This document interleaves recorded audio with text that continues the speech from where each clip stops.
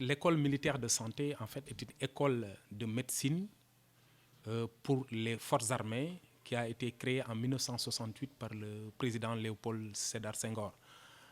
La mission première de cette école était de recruter et de former des médecins, des pharmaciens, des chirurgiens dentistes et des docteurs en sciences et médecine vétérinaire destinés d'abord aux forces armées sénégalaises pour servir en hors cadre. Pour intégrer cette école, il faut être de nationalité sénégalaise. Il faut être, pour la section médecine, il faut être âgé d'au moins 18 ans, au plus 20 ans au mois de septembre de l'année universitaire. Et pour la section pharmacie, chirurgie dentaire et sciences et médecine vétérinaire, il faut être âgé d'au moins 18 ans et d'au plus 22 ans. Il faut être célibataire, sans enfant à charge, et être titulaire du baccalauréat S1 ou S2, ou bien être en classe de terminale dans ces deux séries. Le recrutement, c'est un recrutement annuel sur concours. Ce concours est organisé par l'Office national du baccalauréat. Cette école, après admissibilité, donc c'est une admissibilité, les élèves vont subir la visite médicale avant d'être vraiment admis à l'école militaire de santé.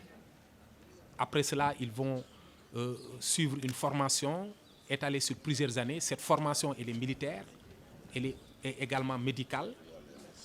Et durant toutes ces années, ils auront à faire des cours d'instruction militaire à l'école associés aux cours de médecine qu'ils reçoivent à la faculté de médecine. Les médecins vont faire 7 ans, ils sortent. Les pharmaciens, les dentistes 6 ans, les vétérinaires 5 ans. Et au niveau de l'école aussi, l'armée autorise les élèves à se présenter au concours d'entrée à l'internat des hôpitaux. Et quand ils réussissent, ça leur permet de se spécialiser rapidement. Les résultats de notre école dépassent les résultats de la faculté de médecine, ce qui prouve encore, une fois de plus, que c'est une école d'excellence. Je pense que de grands professeurs militaires sont connus au Sénégal. Et un ancien élève de l'école a participé à la découverte du VIH-2. Il est connu, c'est le professeur Mboup. La réalité est là. Si on prend les preuves, aujourd'hui dans tous les secteurs de la santé au Sénégal, ces élèves qui sortent de l'école militaire de santé sont présents. Ils sont autant présents dans la gestion des systèmes de santé. Au ministère de la Santé, ils sont très nombreux à occuper des postes de direction. Cette école a l'avantage de suivre ses élèves, de s'occuper de ses élèves avec une équipe dynamique qui permet de les suivre et un suivi rapproché. Cette année, pour une première, nous attendons une sortie d'une quarantaine d'élèves. Ça c'est une première. Hein.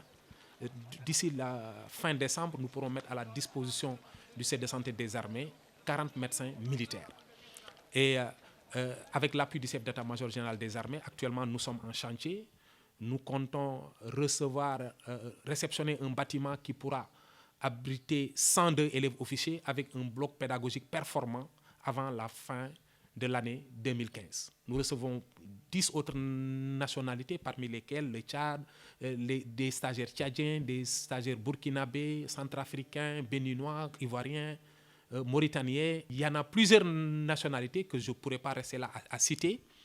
Et c'est le budget du Sénégal qui fait fonctionner cette école. Ce qui veut dire que si les Africains veulent aller de l'avant, ils peuvent le faire.